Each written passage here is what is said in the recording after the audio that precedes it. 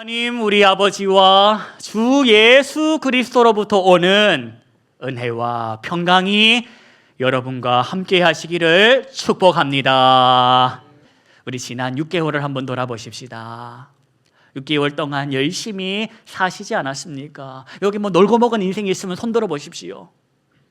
나는 6개월 동안 작심하고 놀고 먹었어. 그런 인생이 어디 있겠습니까? 다 저마다 있는 자리에서 수고하며 살았지. 수고하며 사시느라고 수고 많으셨습니다. 어땠습니까? 또 살아라고 하시거든. 예, 한번 또 살아보겠습니다 하실 겁니까? 아니면 아이고 괜찮습니다 주님, 한 번으로 족합니다 하실 겁니까? 이렇든 저렇든 또다시 살 수가 없음을 인정하고 이제 앞으로 살아가야 할 6개월 그 하반기를 한번 쳐다보십시다. 앞으로 살아갈 하반기는 어떨 것 같습니까? 상반기 동안 고생을 했으니 하반기는 꽃길만 있을 것 같습니까? 상반기 동안 실컷 울었으니까 하반기는 이제 웃는 일만 있겠습니까? 역시 여러분들은 살면서 뒤어봐서 압니다. 살면서 뒤어보고 겪어봐서 아십니다. 하반기에도 꽃길만 있을 거라는 착각을 하지 않고 계십니다. 하반기에도 여전히 우는 날이 있을 겁니다. 하반기에도 여전히 괴로운 날이 있을 겁니다. 제가 하반기를 시작하는 첫 주일부터 엉뚱한 소리를 하는 것이 아니라 살아보니 그렇지 않습니까? 언제 살아보니 웃는 날만 있었습니까? 우는 날도 있고 행복한 날도 있지만 괴로운 날도 있지 않았습니까? 그러나 여러분 기억하십시오. 그 힘들고 괴롭고 눈물 나는 날이 있다 할지라도 나는 혼자가 아니다. 주님께서 나와 함께 하신다라는 것을 기분이 아닌 기록된 말씀을 의지하여 믿으시기를 바랍니다. 주님 나와 함께 하신다, 이거는 기분이 아닙니다.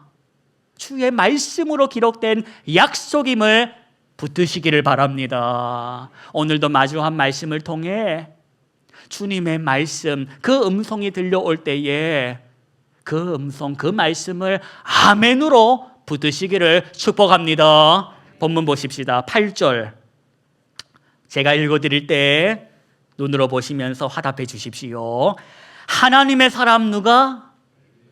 엘리사. 지난주에는 엘리사하고 또 누가 등장했었습니까? 엘리야. 엘리야 어디 갔습니까? 엘리야 갔다. 엘리야는 갔다.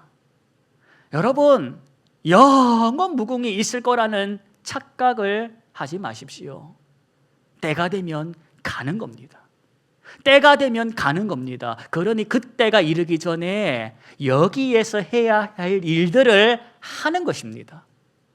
여기에서 해야 할 일들을 하지 않고 나중에 거기 가서 해야 할 일들만 쳐다보면 그 인생 어리석은 인생인 것입니다. 오늘 내가 해야 할 일들을 하라고 살아있는 것이다. 그렇게 하나님의 질서 가운데 엘리야는 갔고, 그래 이 사명을 이어받은 사람이 누구다? 엘리사다. 그 엘리사가 있었을 때 일어난 이야기인 것입니다. 하루는 엘리사가 자기 나라 임금님이 옷을 찢었다 하는 소리를 들은 것입니다. 이게 뭔 뉴스거리일까 싶으실 겁니다. 남이 옷을 찢든 꼬매든 무슨 상관일까 하겠지만 임금이 자기가 입었던 옷을 찢었다라는 것은 나 지금 힘들어, 괴로워, 화가 나, 이런 분노의 감정의 표현인 것입니다. 그 뭐 때문에 임금이 옷을 찢었는가 하고 들여다봤더니 오늘 읽진 않았지만 그 앞에 나오는 이야기 때문이었던 겁니다. 어떤 이야기가 앞에 나오냐? 이웃에 있었던 아람이라는 나라에서 그 나라 임금이 편지를 오늘 이스라엘 왕에게 보낸 겁니다. 그 편지 내용이 뭐냐? 자기 나라에 아주 소중한 장군이 한 명이 있는데 그 장군이 나병이라는, 옛날 말로 하면 문둥병이라고 하는 피부병에 걸려서 지금 큰일이 나는 겁니다. 그래서 그 나병에 걸린 장군을 너희 나라로 보낼 테니 어째라는 겁니까? 고쳐내라는 겁니다.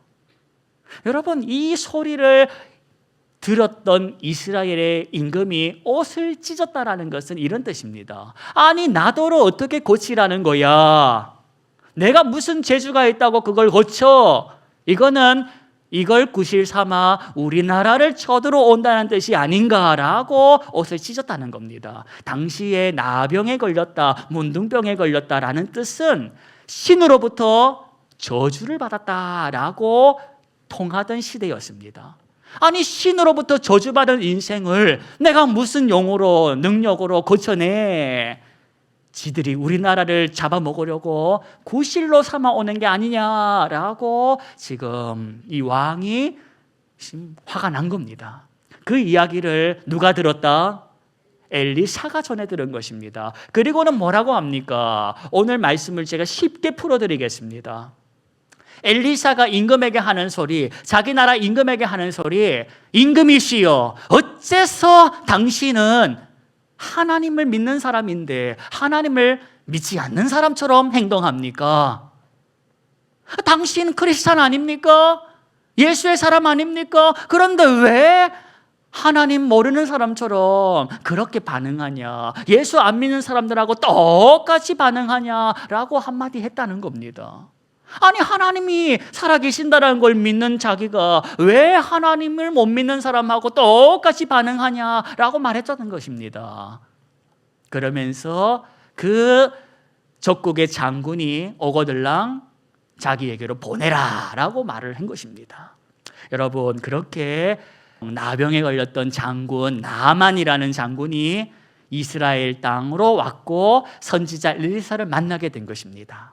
이때 성경을 봤더니 이 장군이 조용히 은밀하게 온 것이 아니라 요란뻑적하게 행렬을 갖추고 그 나라 이스라엘로 왔다라는 것을 보게 됩니다. 그러니 동네 사람들이 다 알 만큼 요란스럽게 왔다는 겁니다. 그러면 당연히 내가 오는 줄 알고 문 밖에 누가 나와 기다리고 있겠다? 엘리사가 기다리고 있겠다라고 생각을 한 겁니다. 그런데 왔더니 엘리사가 보였다, 안 보였다?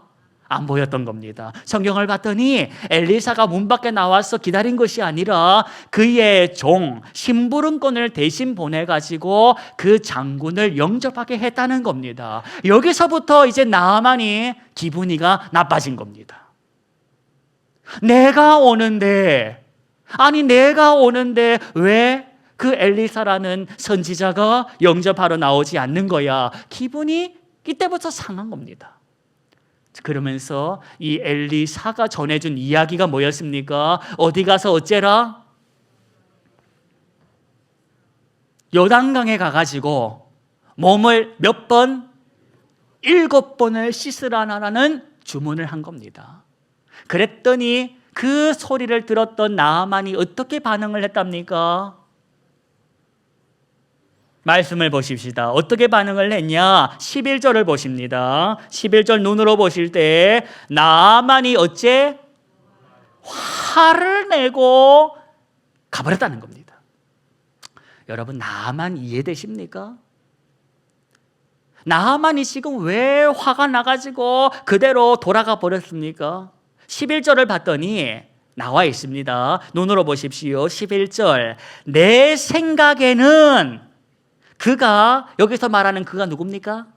엘리사가 자기에게 나와가지고 서가지고 그의 하나님 여호와의 이름을 부르면서 그의 손을 내 이 썩어가는 피부 부위 위에 다 올려놓고 막 흔들면서 기도를 할 줄로 알았는데, 내가 생각한 건 이런 장면인데, 아니 코빼기도 보이지 않고 지금 나더러 여기 동네에 있는 요단강 가가지고 몸을 7번 씻으라고 하니 기분이 나쁜 겁니다. 여러분, 여기 앉아 계신 여러분에게 한번 여쭤보겠습니다. 여러분이 나아만이었으면 여러분도 화를 냈겠습니까? 화를 안 냈겠습니까? 물론 지금은 화를 안 냈을 거라고 생각하시면서 스스로를 속이고 계시겠지만 제가 여러분들의 얼굴만 봐도 더하면 더할 사람들이지, 고상하게 그러냐, 내가 7번이든 70번이든 시키는 대로 하겠다고 돌아갈 그런 그 성품으로는 보이지가 않습니다. 더군다나 우리가 예수님을 알기 전에, 하나님의 은혜를 경험하기 전의 인생이었더라면 나만보다 더하면 더했을 겁니다. 나만은 그래도 화내고 돌아가지 주먹질은 하지 않았는데, 우리가 옛날에 예수 모르고 멋대로 살았던 인생이라면 아마 주먹을 날려도 2-3번은 날리지 않았겠습니까? 내가 여기까지 어떻게 왔는데. 여러분, 그런데 그때 나만의 그 생각을 깨뜨린 사람들이 있었습니다. 나만이 화를 내고 돌이켜 가는 그 걸음을 다시 돌려 세운 사람들이 있었음을 보게 되는 겁니다. 그들이 누굽니까? 나만의 종들, 나만의 사람들. 그 사람들이 나만에게 뭐라고 합니까? 나만에게 하는 말이 뭐냐? 13절 보십시다. 그 13절 보시니까 눈으로 보십시오. 내 아버지여, 선지자가 당신에게 큰 일을 행하라 하였더라면 했냐 안 했냐? 했지 않겠냐? 그런데 지금 큰 일도 아니고 대단한 일도 아니고 가서 씻으라는 이 소리, 못할 게 뭐가 있냐라고 했다는 겁니다. 쉽게 말해, 돈도 안 드는 그 일을 왜 못하냐? 돈 드는 일도 아닌데 하십시오. 돈이 안 들어? 여러분 같으면 했을 겁니까? 안 했을 겁니까? 돈 안 드는데 하지. 7억 내고 고칠래? 7번 가서 씻을래? 어쩌시려고 합니까? 7번 가서 씻지. 7억 아끼면 내가 70번, 700번이라도 갖다 씻지. 안 그렇겠습니까? 정신이 든 겁니다. 그래, 이거 돈 드는 일도 아니고 큰 일도 아니고 못할 일도 아니고 하면 되지. 여러분, 이걸 통해서 이 순간에 뭐가 나타났냐? 네가 진짜로 원하는 게 뭐였지? 생각해봐. 너 뭐 때문에 왔어? 여러분, 이 나아만 장군이 뭐 때문에 왔습니까? 나병에서 고침받으려고. 그러면 나만이 진짜로 원하는 것은 고침받는 거 아닙니까? 그 본질을 보게 했다는 겁니다. 본질은 고침받는 거. 내가 고침받을 수만 있으면 뭔들 못해. 그런데 여러분, 그 본질을 살다 보면 잊어버릴 때가 많습니다. 오늘 교회 왜 오셨습니까? 이번 한 주간에 큰 일이 있는데 그 큰 일을 어떻게 하면 신의 도움을 받아가지고 좀 해결해 볼까 하는 심상으로 오셨습니까? 내가 동쪽으로 갈지 서쪽으로 갈지 아무리 생각해도 답이 보이지 않아가지고 하나님께 물으러 왔습니까? 하나님, 제가 일어날 때 오른쪽으로 일어나면 동쪽, 내가 일어날 때 왼쪽으로 일어나면 서쪽, 그렇게 응답해 주십시오 하고 왔습니까? 우리가 예배하는 이유가 뭐냐? 오늘 저와 여러분이 이 시간에 이 자리에 앉아서 예배하는 이유가 뭐냐? 그것은 받은 은혜가 고마워서인 것입니다. 하나님, 지난 6개월의 삶을 돌아보니 정말 내 힘으로, 내 능력으로, 내 실력으로 하지 못했던 일들을 주님께서 행해 주셨습니다. 그게 너무나도 고마워서 저는 그 고마움을 예배함으로 주님께 표현합니다. 이거 아닙니까? 여러분, 건강한 신앙은 받은 은혜를 기억하고 감사하는 것입니다. 받은 은혜는 다 잊어버리고 받을 은혜만 쳐다보면 이상한 신앙인이 됩니다. 여러분, 나만이 엘리사를 찾아온 것은 나병으로부터의 구원입니다. 본질은 나병으로부터의 구원이었습니다. 그런데 중간중간에 그 본질을 흐려버리게 하는, 본질을 기억나지 못하게 하는 이런 일들을 겪게 된 것입니다. 본질을 흐려버리게 하는 게 뭔지 아십니까? 그게 바로 기분입니다. 감정입니다. 살다 보면 감정에 속을 때가 많습니다. 기분에 속을 때가 많습니다. 그래서 실수할 때가 많습니다.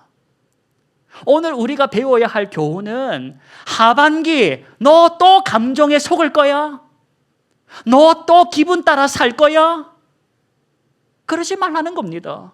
너는 기분 따라 살 사람이 아니라는 겁니다. 저와 여러분은 예수의 사람입니다. 우리는 말씀을 따라 살아야 할 사람인 줄로 믿습니다.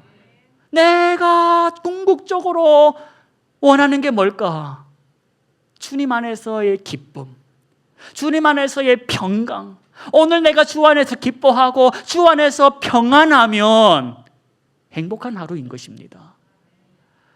다음 달에 뭐가 들어오면 행복하겠지, 승진하면 행복하겠지, 큰 집으로 이사 가면 행복하겠지.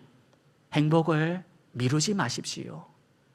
오늘 행복하지 못한 인생이, 오늘 행복할 실력이 없는 인생이 내일 갑자기 없던 실력으로 행복을 누리겠습니까?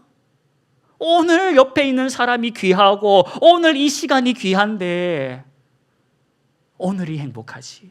그런데 오늘 옆에 있는 사람이 귀한 줄도 몰라. 오늘 이 앉아서 멀쩡하게 예배드리고 있는 이 시간이 귀한 줄 몰라. 그런 사람이 어찌 또 감사하겠습니까? 여러분, 오늘도 멀쩡히 예배당에 앉아 있는 것이 은혜인 줄로 믿으십시오. 지금 뭐 터질 일이 있어가지고 언제 터질지 몰라가지고 긍긍해 보십시오. 앉아 있는 게 앉아 있는 건지. 편안하게 이 시간에 말씀을 집중할 수 있는 게 기적인 줄로 믿으십시오. 여러분, 이번 한 주간에 내가 어떻게 살아야 할지 알아야 하겠어 하는 마음으로 오셨다면 잘못 오신 겁니다. 이번 한 주간에 어떻게 살아야 하는지는 우리가 이미 알고 있습니다. 사랑하며 살아라. 사랑은 말로 하는 게 아니야. 사랑은 행함과 진실함을 하는 거야. 그걸 해보라고 허락받은 것이 시간인 겁니다. 그걸 어떻게 하면 할 수 있습니까? 예수님을 바라봐. 너 예수님이 저때 저럴 때 어떻게 말씀하셨는지를 봐. 너 예수님이 저럴 때는 어떻게 행동하셨는지를 봐. 너 믿음의 선배들이 저럴 때 어떻게 행동했는지를 봐.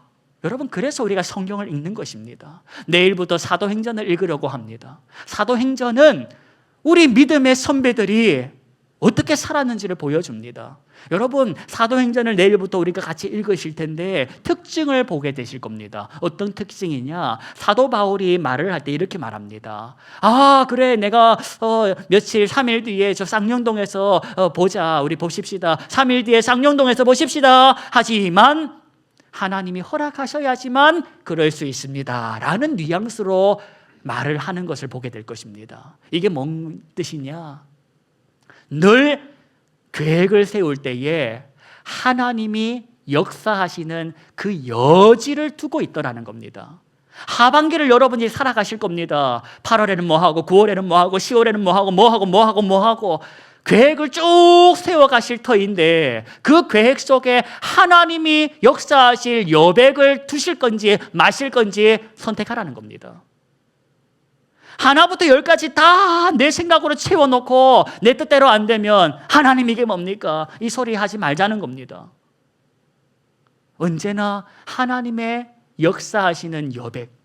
그래서 나는 3시에 쌍용동으로 갈 생각이었지만 하나님께서 아니야, 2시간 뒤에 가 라고 하실 때에 예, 알겠습니다 할 수 있는 태도를 가져보자는 겁니다. 하반기는 내 생각대로 되지 않을 겁니다. 내 계획대로 되지 않을 겁니다.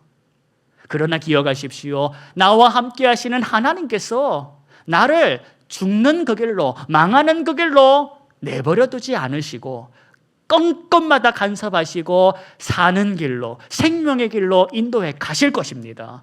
그럴 때 하나님하고 내 생각하고 딱 부딪힐 때 나만처럼 화내지 마십시다. 나만처럼 분노하지는 말자는 겁니다. 우리가 하나님하고 겨루어서 무슨 이득이 있겠습니까? 하나님의 생각하고 내 생각하고 부딪힐 때에 그래, 하나님이 나보다 더 똑똑하시오, 더 옳으시오, 선하시오를 인정하고 하나님 앞에 내 생각 내어놓자는 겁니다. 그걸 가장 잘하신 분이 예수님이시다. 그걸 가장 모범적으로 살아내신 분이 예수님이시다. 십자가 그 큰일을 앞두고 주님, 나 이 십자가 너무 부담스럽습니다. 이 잔을 피했으면 좋겠습니다. 그러나 내 원대로 하지 마시고 누구의 원대로? 아버지의 하나님의 원대로 되기를 원합니다 라고 기도하신 분이 누구시다? 예수님이시다. 그 예수님을 우리가 본받아 이 하반기를 살아내 보십시다.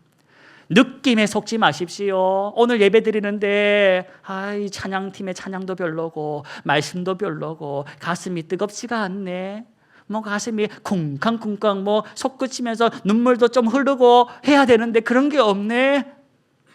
여러분, 그런 걸 원하신다면 극장 가가지고 영화를 보십시오. 하나님이 나에게 하시는 말씀은 늘상 하셨던 말씀입니다. 예수 믿어라, 예수 잘 믿어라. 여러분, 그게 충분합니다. 기분과 느낌은 3일을 가지 못하나 주께서 들려온 말씀은 내 삶을 영원까지 인도하심을 믿으십시오. 오늘도 이 예배 시간에 나더러 하시는 말씀, 너 하반기에도 너가 세운 계획은 있겠지만 네 뜻대로 안 될 거야. 하나님께서 너를 인도하실 거야. 그때 네 생각하고 하나님의 생각하고 부딪힐 때 너의 생각은 요란뻑적하게 뭔가가 있어야 할 것 같지만 그게 아니더라도 화내지 말고 너의 하나님을 신뢰하라는 겁니다. 너가 진짜로 원하는 게 뭐니? 나병으로부터의 구원 아니니? 너 일상의 삶을 회복하는 거 아니니? 너 다른 사람들하고 평범하게 살아가는 거 아니었니? 거기에 집중하라는 겁니다.